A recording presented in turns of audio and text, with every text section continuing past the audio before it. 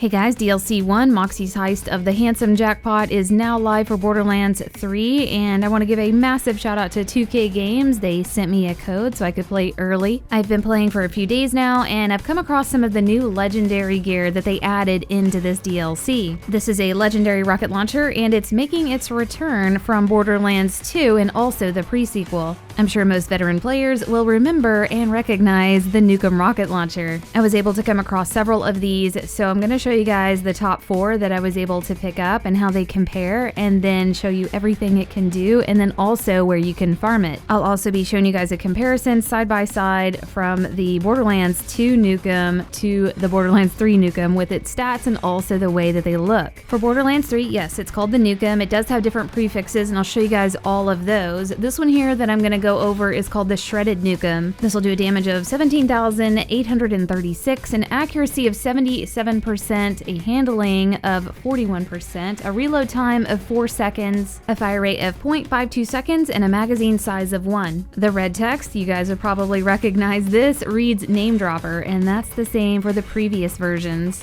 For those of you that are new to the Borderlands series, this is referring to a game that Gearbox and 2K also developed in addition to the Borderlands series, and it's Duke Nukem Forever. And then how people do name dropping to show importance, that's what they're doing here. Below that, you've got plus 69% weapon damage, plus 1000 splash damage radius, and a 4.5 times weapon zoom. This is an anointed gunner. After exiting Iron Bear, gain 120% increased splash damage for 18 seconds. I'll show you guys a few of the other ones I was able to pick up, and one is called the Potent NUKEM and another is the Pent Up NUKEM, and I have about 20 of these, and these were the only different prefixes that I saw. So as far as damage, you're going to be ranging from like 12,000 up to 17,000. All the stats are the same except for the reload time and the magazine size. For reload time, it goes as low as 2.4 seconds, maybe even lower, and then as high as 4.5 seconds. The magazine size varies from 1 and then up to 3. The abilities under that will vary, but one thing will be in all of them, and that is a plus 69% something, and that is referring to a line that Duke Nukem said in Duke Nukem Forever. He announces his intention of running for president, which would make him the 69th US president. All these have plus 1000 splash damage radius, but I do have one that has 1200 splash damage radius, so it could go up that high and maybe higher. There are different weapon zooms, one at 1.5 and another at 4.5.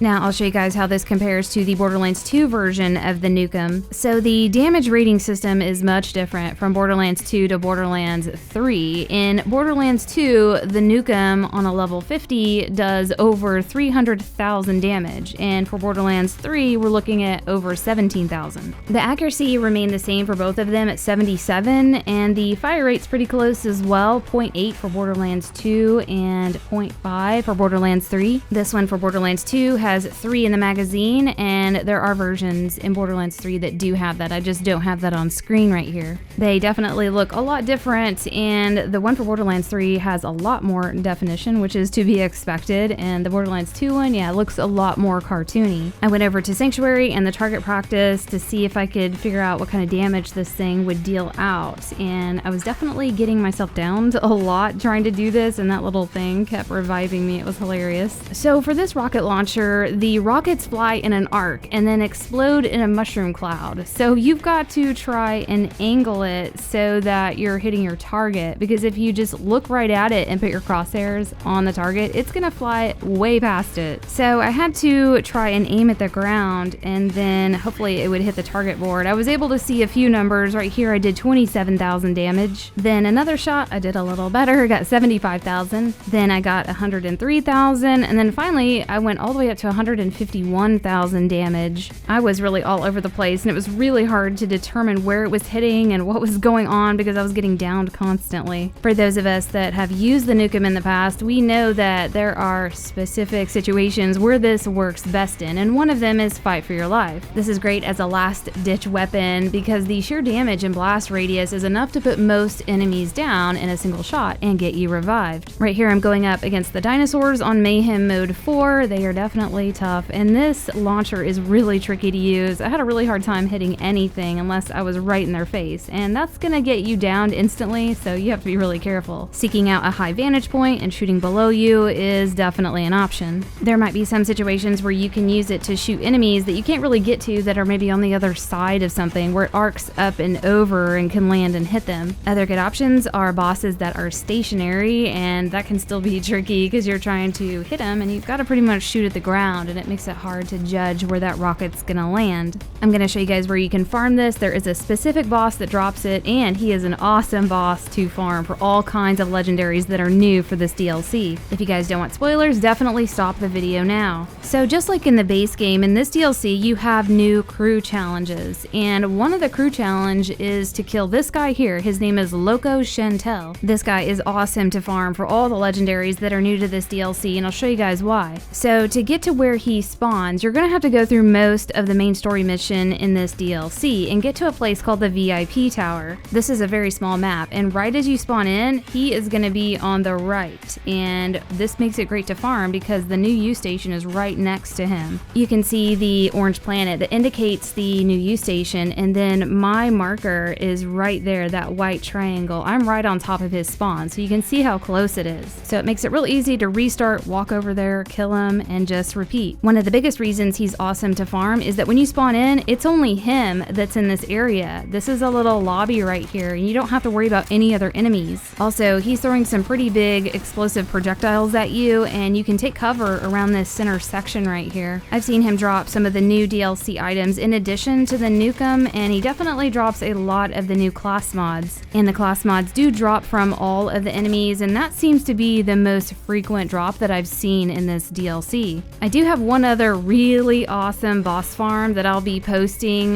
later. I don't want to post it too soon because it's got a spoiler in it, but it's going to be the boss to farm for this DLC, and I'm excited to show you guys. But this guy here is great, and he'll get you by and get you some of the good gear if you're looking for it. There are other bosses along with this crew challenge, but all of them are surrounded with other enemies, so it's not just a real quick spawn in, deal with the boss, and then restart. But hopefully this will help you guys out. Good luck with your farming, and we'll see you next video.